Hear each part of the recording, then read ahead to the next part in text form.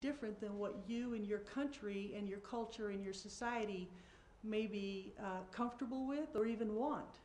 But yet your members of parliament or members of European Parliament are legally obligated to implement these laws because they're a signatory to the treaty. So a lot of your prohibitions are coming in through the treaties. And that's one of the points I wanted to make. But what brings the MEP or the MP to the point that they want to implement it? Well, that's where the European Economic and Social Committee will come in. And I'm going to try to talk about that quite a bit, not to give it major importance, but to make you realize it exists. Mike and Patrick both indicated that over the last 10 years, everything had really escalated in prohibitions. And one of the reasons is the organization of the non-government organizations on an international level via the United Nations. The United Nations has an organization within it called the Economic and Social Council. Then every area of the world has an Economic and Social Committee. The European Union has the European Economic and Social Committee.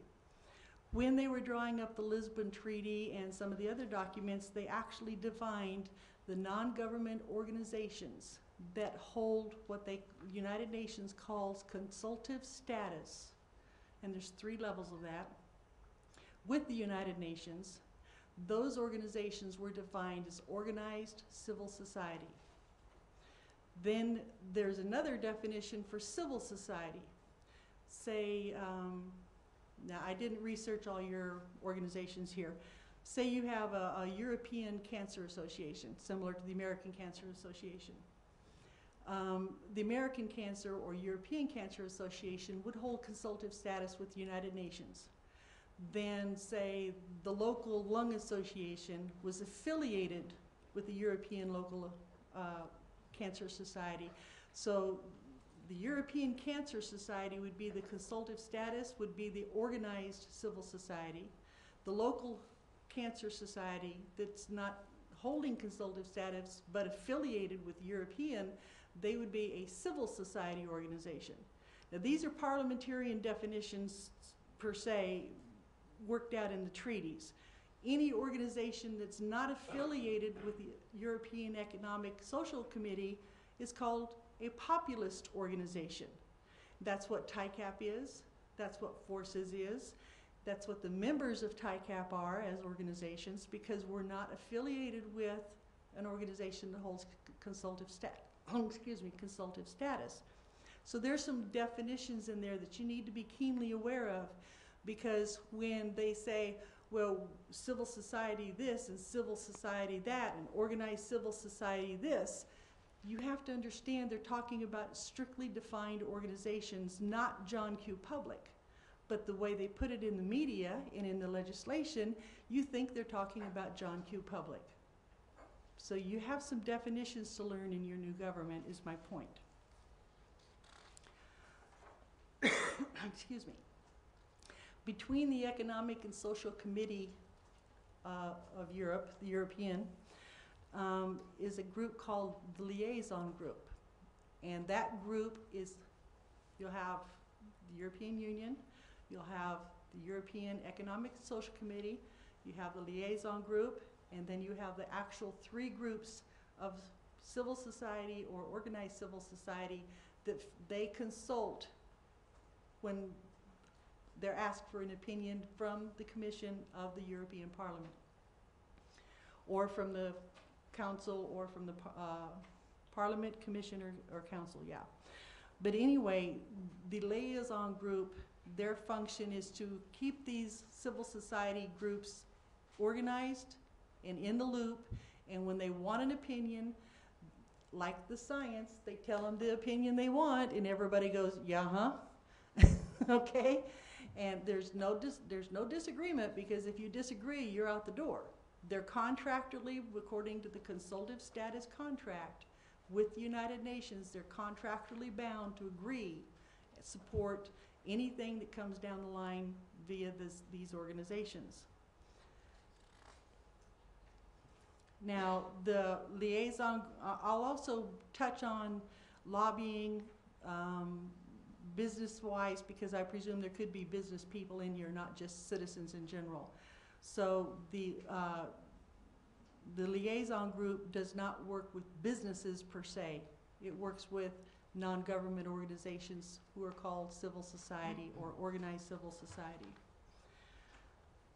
And the three groups of people they work with are employers is group 1, group 2 are employees, and group 3 is for the various other groups of people, including, by stretching the hair as thin as possible, possibly TICAP or the member organizations that belong to TICAP might be accepted into that to give your opinion as an organization.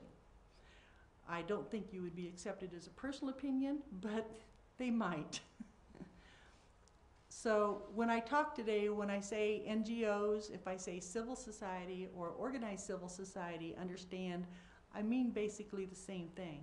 An organized group of people who are working contractually with the European Economic and Social Commission to guide your MEPs and MPs with opinions to form your laws that the treaties require. So are we keeping up so far? I'm trying to make a chain of thought here. Okay, NGO activity. Okay, now I'm going to read something now because I'll be a little bit boring. But NGO activity is not spontaneous involvement of civil society as agenda promoters would have it appear. And that's why the prohibition laws keep coming back. How they operate is how we, as organizations, must also operate to be as effective. And that's what I'm hoping to get across to you today. So let's review how they operate with a short history. NGO activity is carefully organized and meticulously coordinated. NGOs are organized into coalitions. TICAP is a coalition. It's several small organizations join one larger organization. 3 of the most important coalitions within the Economic and Social Council, which is the international, are the Climate Action Network, which concentrates on climate issues, BioNet, which concentrates on biodiversity issues, and SITNet, which concentrates on sustainable development issues. Each of these coalitions consists of hundreds of NGOs scattered around the world. They are connected by the internet. With a substantial grant from the Tides Foundation, the Institute for Global Communications joined forces with the Association for Progressive Communications in the mid-1980s to form an internet site which has become the communications hub for 50,000 NGOs in 133 countries, which reaches tens of millions of internet users. This specialized NGO contracts with the United Nations to provide communication services for the United Nations meetings around the world. The President's Council on Sustainable Development also uses this NGO to disseminate information about its work. The internet site is simply designated igc.apc.org.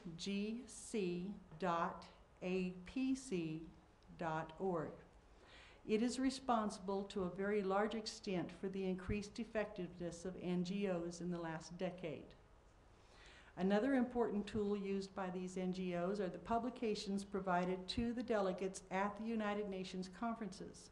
One such publication, called ECHO, ECO, has been published by NGOs at every United Nations meeting since the first Earth Summit in 1972. At a recent global warming negotiations in Geneva, this publication listed 19 staffers published thanks to its funders, which included the environment ministers of Sweden, Germany, the Netherlands, Rindemac, Eurofax, and APC.